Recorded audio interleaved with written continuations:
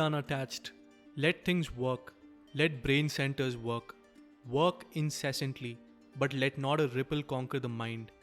Work as if you were a stranger in this land, a sojourner. Work incessantly. But don't bind yourself. Bondage is terrible. This world is not our habitation. It is only one of the many stages through which we are passing. These lines are from one of many lectures of Swami Vivekananda which were delivered by him in his rented rooms in New York during his stay in America in the 1890s. 5 such books have been published based on the material compiled from the said lectures. The one we'll be reviewing today is the book on Karma Yoga, or the Yoga of Action, or more specifically, the Yoga of Work. This book on Karma Yoga can be seen as a work on philosophy, or it can be seen as a spiritual or a religious work, or it can even be seen just as a work on self-improvement. Whatever one's interpretation be of which genre this book falls into, the fact remains that the material itself is intended to benefit the audience in some way or the other.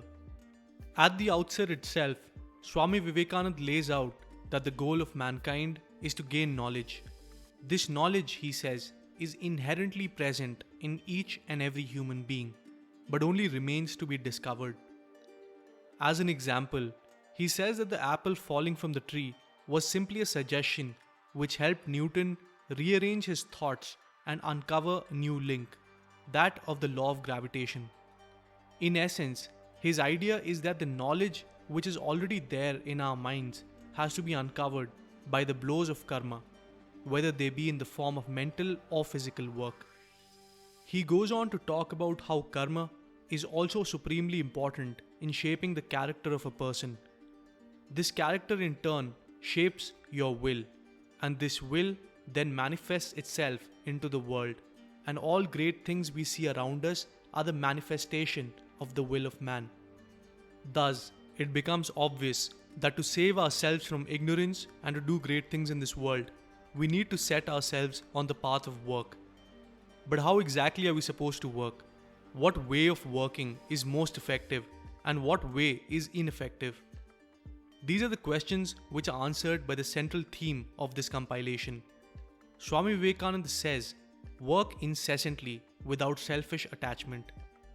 What he means by this is that we must avoid all selfish motives like money, fame, power, etc. while working. We must work only for work's sake itself. All energy which is employed with selfish motives in mind is wasted. Restraining our selfish motives is what will lead to the development of power. In a sense, the greatest fruits of work are born when we don't think of the fruits of our work. What is more is that selfishness and attachment to work often lead us to misery. If we continue our work with selflessness and non-attachment, we no longer feel miserable, nor fearful. Of course, all this is not to say that a normal person can just become completely unselfish in a single day. According to Swami Vivekananda, this unselfishness will come after years and years of persistent work. But the next question which naturally arises is, exactly what work are we supposed to do? As per the basic understanding of Karma Yoga, every single thing which we do, which produces an effect, is karma. From your heartbeat, from your mental calculation about a question in the examination, to going out for a jog or creating a spreadsheet to send to your boss, all of this is karma. With this extremely wide definition of karma, one might think that when Swami Vivekananda talks about karma, and specifically unselfish work, maybe he wants us to renounce all wealth and just spend our whole lives being ascetics, or maybe he wants us to just become involved in charity and fixing all the problems of the world. Well, not exactly. Swami Vivekananda says, this world is like a dog's curly tail, and people have been striving to straighten it for hundreds of years. But when they let it go, it is curled up again. This analogy brings to mind a Hindi idiom, "Kutte ki dum tedi ki tedi hi rehti hai," which also refers to the fact that no matter how hard you try, a dog's tail will remain curled, and thus there are many things in the world which no matter how hard you try, you cannot fix. Swami Vivekananda reiterates this idea in another paragraph and says, "There is a God in this universe. It is not true that this universe is drifting and needs help from you and me. God is ever present therein. He is undying and eternally active and infinitely watchful. When the whole universe sleeps, He sleeps not. He is working incessantly. All the changes and manifestations are His. Thus, what a man must do is his duty." This word is a loaded word and can mean a ton of different things for different people. Duty is subjective to the individual and will differ depending upon his status, nationality, religion, etc. etc. Thus, the duty we are supposed to work to fulfill is the one suited to us at that particular time. Firstly, we must do the duty assigned to us by virtue of our birth, and secondly, we must complete the duty which is ours by virtue of our station in life and society. Thus, according to Swami Vivekananda, we must not grumble about the duties accorded to us in life and carry on working unselfishly to win freedom for the soul.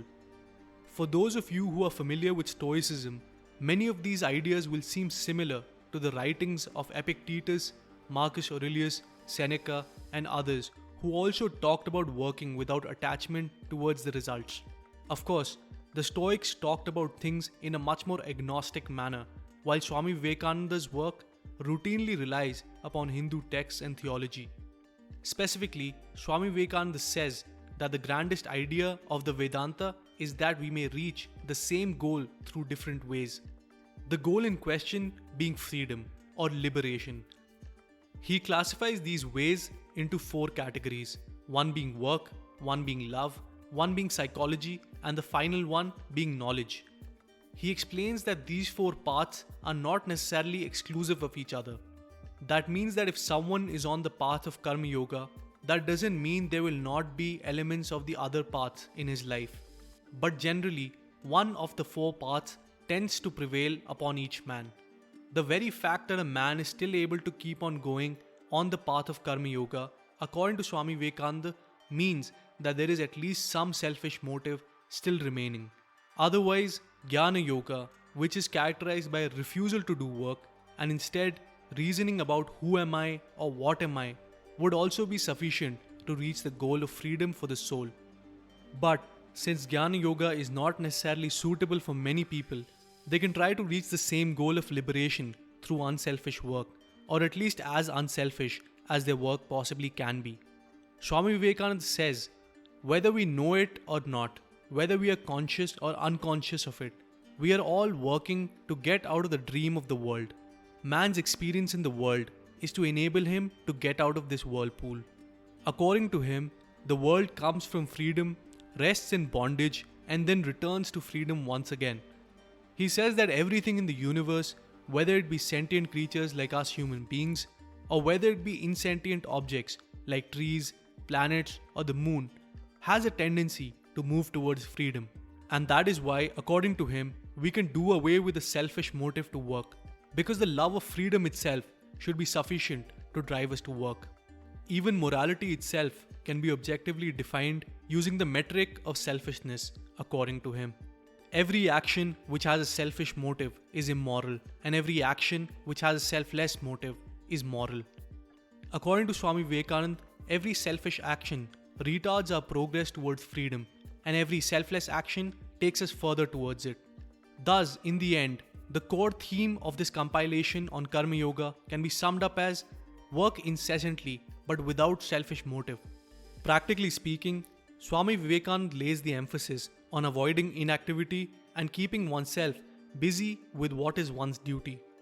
With that, we'll draw this video to an end, guys. I hope this book review was beneficial to you in some way or the other, and I hope you'll stay tuned for more such content in the future. For now, don't forget to hit the subscribe button and let me know your thoughts in the comments below. Until next time, goodbye.